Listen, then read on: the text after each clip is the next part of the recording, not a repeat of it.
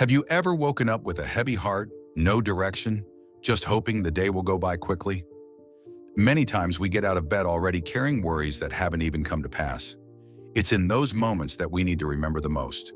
We are not alone. There is someone who walks ahead of us, protecting and guiding us.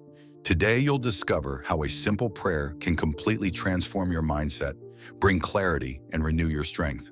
And that prayer is found in one of the most profound texts of the Bible, Psalm 23. This psalm is not just poetry. It's a powerful reminder that God not only sees you, He walks with you. He doesn't just hear your prayer. He answers with provision, guidance, and protection. When you understand this, anxiety gives way to trust, and fear yields to faith. So take a deep breath now. Silence the external and internal noise. Allow this message to find a home in your heart. Let's dive into each word of Psalm 23 and allow this prayer to lead our day. David begins the psalm with a powerful statement, "The Lord is my shepherd, I shall not want." This is more than a wish. It's a certainty born from someone who had experienced lack but had never been abandoned by God. Saying that the Lord is our shepherd is declaring that we trust in His provision, even when our eyes see no abundance. God's provision doesn't always come in the way we expect. Sometimes it comes as strength in the midst of weariness, other times as peace in the storm. God gives exactly what you need, not what you think you want, because He sees beyond. It's worth noting that David uses the future tense, shall not want. He's saying, even though my day is just beginning, even if I see nothing ahead of me, I know I will lack nothing. It's a declaration of faith that challenges circumstances. When we hold this truth in our hearts, anxiety over bills, deadlines, and struggles loses its grip. Because we know that the God who clothes the lilies of the field also cares for every detail of our lives. He is a present God who provides, sustains, and is never late. And let's not forget, provision isn't always about money or material things. Sometimes it's the right word from a friend, an unexpected door opening, a moment of peace in the middle of chaos. God's provision is often subtle, but it always arrives on time. Learning to recognize His provision in the little things will shift your entire perspective. When you wake up and give thanks even for your daily bread, you begin to live in spiritual abundance. God not only provides, He leads. The psalm tells us He leads me beside still waters and in paths of righteousness. This reveals the care of a God who doesn't leave us to figure life out on our own. He's like a shepherd who knows every turn in the road and exactly where to take us. Maybe you're in a season where everything feels confusing, decisions to make, closed doors, paths that seem to go nowhere. But remember, when you surrender to the shepherd's guidance, you can walk even without understanding, because He knows where it's all going. Our role is to trust, even when the way doesn't make sense. It's like a child holding tightly to their father's hand to cross a busy street. The father sees the traffic. The child only needs to trust. That's how God wants you to walk, with confidence, not control. Also, He guides us in paths of righteousness, paths that transform us, that shape our character. Sometimes what we need most isn't a shortcut, but a process. And God, as the Good Shepherd, knows that. He leads us for His name's sake, that is, out of faithfulness to His promise. Have you ever looked back at a season of your life that didn't make sense at the time, but now you see exactly why it happened that way? That's what divine guidance looks like. Sometimes God leads us through detours to protect us from something ahead. Other times He leads us into challenges that will grow us, but He always leads with purpose. When you trust the shepherd, even your detours have divine direction. Psalm 23 doesn't ignore the reality of pain. It says, even though I walk through the valley of the shadow of death, I will fear no evil, for you are with me.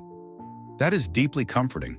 The Bible doesn't say the believer won't face valleys, but that they won't face them alone. Valleys are inevitable. All of us go through dark moments, losses, tough diagnoses, betrayals, fears. But there's something different about walking through the valley when you know who's by your side. God's presence doesn't eliminate the valley, but it eliminates despair. Your rod and your staff, they comfort me. The rod was used to protect the sheep from predators. the staff, to pull them back when they strayed. Both are signs of care and discipline. God not only protects you from external attacks, but also from inner decisions that could lead you away from Him. In life's hardest moments, when words aren't enough and no one seems to understand, God's presence becomes more real. That's when you feel the invisible embrace, hear the whisper of peace in your tears, and walk even without strength, because He carries you. The valley isn't just about danger, it's also a place of decision. When we're in the valley, we either choose fear or faith. The enemy wants us to freeze, to doubt, to run. But the shepherd calls us to walk. Notice that David doesn't say, "If I walk through the valley." He says, "Even though." It's a certainty. But so is God's presence. Sometimes the greatest miracle is not that God removes the valley, but that He gives you strength to walk through it with peace. Every step you take in the dark with Him is a testimony that will shine brighter than 1,000 mountaintop moments. So don't rush out of the valley. Look for God in it. The psalm ends with a promise that feels like a dream. "Surely goodness and mercy shall follow me all the days of my life." That changes our perspective.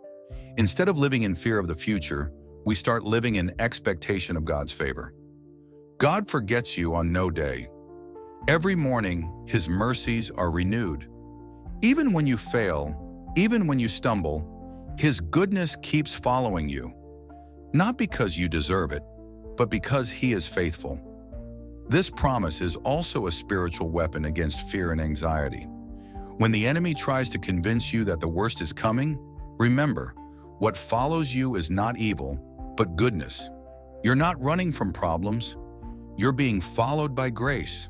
And not just on good days.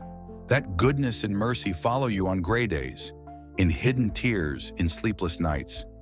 They're like two angels walking behind you, cleaning up the mess, rebuilding what was broken, restoring what was lost. And here's the beauty. God's goodness doesn't just follow you when you're strong and faithful, it follows you even when you fall. Mercy is not earned, it's poured out. That means your past doesn't disqualify you from His promises. His goodness is persistent. It chases after you even when you try to run. That's not weakness, that's grace, and grace rewrites your story. The psalm ends with a destination, "And I will dwell in the house of the Lord forever." After a journey filled with provision, guidance, protection, and goodness, David shows us the final stop. God's eternal presence. It's not just about today. It's about where all of this is leading. Dwelling in the house of the Lord isn't only about heaven. It's about bringing heaven into your present reality. It's living in communion with Him, even as we walk this earth. It's making God's presence your daily home. This promise is a comfort to those who've lost someone, who feel longing, who wrestle with the shortness of life. There is a place of eternal rest prepared by God, a place with no pain, no tears, no goodbyes. When we hold on to this hope, everything changes. We begin to live with purpose. We understand that life is a journey with a clear destination, and in the end, we'll be forever with the one who was our shepherd every step of the way. Dwelling in God's presence isn't a future event. It's a daily invitation. Right now, wherever you are, you can build an altar in your heart. You can dwell with Him in the chaos of a busy city, in the silence of your bedroom, or even in the middle of a storm.